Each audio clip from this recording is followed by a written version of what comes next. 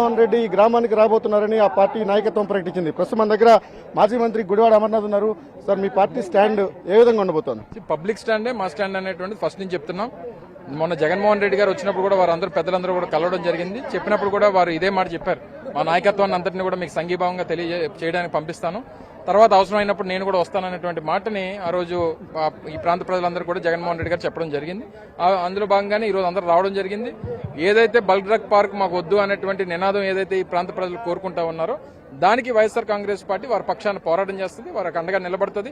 ఏమన్నా కేసులు పెట్టి ఇప్పటికే చాలా మంది మీద, అనేక మంది మహిళల మీద, వాళ్ళ మీద కేసులు పెట్టారు. రేపు అధికారంలోకి వచ్చిన తర్వాత అన్ని కేసులు కూడా మాఫీ చేసేటువంటి బాధ్యత కూడా పార్టీ తీసుకుంటుంది అనేటువంటి విషయం చెప్పడం జరిగింది.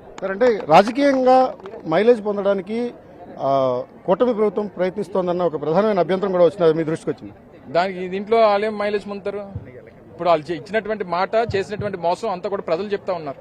ఎన్నికల ముందు ఒక మాట, ఎన్నికలు అయిపోయిన తర్వాత ఒక మాట అనేటువంటిది వారు ఆవిడ వచ్చి అలా చెప్పింది అనేటువంటి మాట మేము చెప్పింది కదా, వారు చెప్పిందే. సో ఇందులో ఏది రాజకీయం కాదు. ఈ ప్రాంత ప్రజలు, ఈ మాతో పాటు మా కుటుంబ సభ్యులుగా మెలిసి ఉన్నటువంటి ప్రాంత ప్రజలు, వారందరికీ న్యాయం జరగాలి, మంచి జరగాలి, రేపు వాళ్ళకి భవిష్యత్తులో ఆపద రాకూడదు అనేటువంటి ఏకైక ఉద్దేశంతో వారి పక్షాన్ని నిలబడుతున్నాం. అంటే కేవలం స్టాండ్ తీసుకోవడం, వారికి ఏ విధమైన సంఘీభావం కొనసాగబోతుంది? అన్ని రకాలుగా కూడా వాళ్ళు ఆ పోరాటంలో ఏ రకంగా వారికి సహకారం కావాలో అన్ని రకాలైనటువంటి సహకారాలు అందిస్తాం. వారు ఏదైతే కోరుకున్నారో ఆ కోరిక వారు నెరవేరినంత వరకు కూడా మా పార్టీ వారికి తోడుగా ఉంటుంది. బల్క్ డ్రగ్ పార్క్ రద్దు చేస్తారా మీరు? రద్దు కాదు, ఇందులో రద్దు అనేది ఎక్కడ వచ్చింది? వాళ్ళు ఇక్కడి నుంచి మార్చమంటున్నారు. వాళ్ళు రద్దు అనేటువంటి ఎప్పుడు వస్తుంది అంటే రాష్ట్రం అంతా పోరాటం చేస్తే రద్దు అనేటువంటిది వస్తుంది. ఇప్పుడు మెడికల్ కాలేజ్ ప్రైవేటీకరణ రద్దు చేయమని చెప్తా ఉన్నారు. అది రాష్ట్రం అంతా పోరాటం, అది పాలసీ డెసిషన్. ఇది పాలసీ డెసిషన్ కాదు, ప్రాంతం మార్చమంటున్నారు. సో నా తాలూకు రిక్వెస్ట్ ఏంటంటే, ఎలాగా అమరావతిలో కొత్తగా చంద్రబాబు నాయుడు గారు కొత్తగా ఒక 50,000 ఎకరాలు కొత్తగా సేకరిస్తున్నారు. ఇందాక చెప్దాం అనుకుని మర్చిపోయాను. 50,000 ఎకరాలు సేకరిస్తున్నారు కాబట్టి అందులో ఒక 2,000 బల్క్ డ్రగ్ పార్క్ పెట్టుకోమనండి. అమరావతిలో కూడా ఆయనకి కావాల్సిన అమరావతి, ఆయన కోరుకున్నటువంటి అమరావతి, ఆయన ప్రేమిస్తున్నటువంటి అమరావతి, అన్ని అమరావతులు అక్కడే ఉన్నాయి కాబట్టి అక్కడ బల్క్ డ్రగ్ పార్క్ కూడా అక్కడే పెట్టేసుకుంటే అక్కడ ఒక 25,000 మందికి ఉద్యోగాలు వస్తాయి. ఆ కృష్ణానదిలో ఎక్కడికో వేస్ట్ ఏదైనా ఉంటే వదిలేసుకుంటారు. అక్కడ ప్రజలు ఏదైనా ఉంటే వాళ్ళు పడతారు తప్ప ఈ ప్రాంత ప్రజలు మాత్రం దయచేసి ఇబ్బంది పెట్టొద్దని నా కోరిక. అంటే నిర్బంధ వాతావరణం కల్పిస్తున్నారనే అభ్యంతరం ఉంది, దాన్ని ఎలా చూడాలి? ఇదే ప్రజలు కూడా సార్, ఇది మేము మా ఊర్లో ఉన్నామా లేదా పాకిస్తాన్ లో ఉన్నామా? మా ఊర్లో మేము రావడానికి మేము ఆధార్ కార్డు చూపించుకోవడం సార్. ఈ ప్రాంతంలో పుట్టి, ఈ ప్రాంతంలో పెరిగి, ఈ ప్రాంతంలో వ్యాపకాలు చేసుకుని మా ఊర్లో మేము రావడానికి ఆధార్ కార్డులు పట్టుకుని రావడం, రేపు పొద్దున పాస్పోర్ట్లు అడుగుతారు, రేపు పొద్దున రావద్దంటారు, మా చుట్టాలు రాకూడదు, లేదా మేము బయటకు వెళ్ళకూడదు అనేటువంటి పరిస్థితులు వస్తే అసలు ఇదేంటిది ఆటవిక రాజ్యమా ఏంటా అనేటువంటిది మహిళలు, ప్రజలు అడుగుతా ఉన్నారు.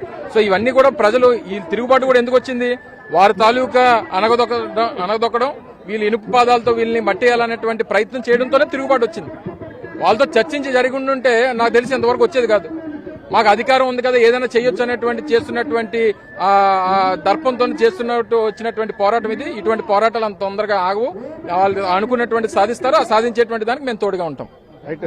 రాజయ్యపేట మత్స్యకారులు చేస్తున్న పోరాటానికి తాము సంపూర్ణ మద్దతు ఉంటుంది. అవసరం అనుకుంటే ఇక్కడ ప్రజలు డిమాండ్ చేస్తున్నట్టుగా ఈ బల్క్ డ్రగ్ ప్రాజెక్టును వేరే చోటకు బదలాయించుకోవాలి, అక్కడ మార్పు చేసుకోవాలని కూడా వైఎస్ఆర్ కాంగ్రెస్ పార్టీ డిమాండ్ చేస్తోంది. ప్రజల పక్షాన తాము ఖచ్చితంగా నిలబడతాం. కేసులు ఏవైతే ప్రభుత్వం ఇప్పుడు భయపెడుతుందో లేదా కేసులు వేస్తామని చెప్తుందో వాటన్నిటిని కూడా ఎదుర్కోవడానికి వైఎస్ఆర్ కాంగ్రెస్ పార్టీ సంపూర్ణ మద్దతుతో నిలబడుతుందని కూడా చాలా స్పష్టంగా నాయకత్వం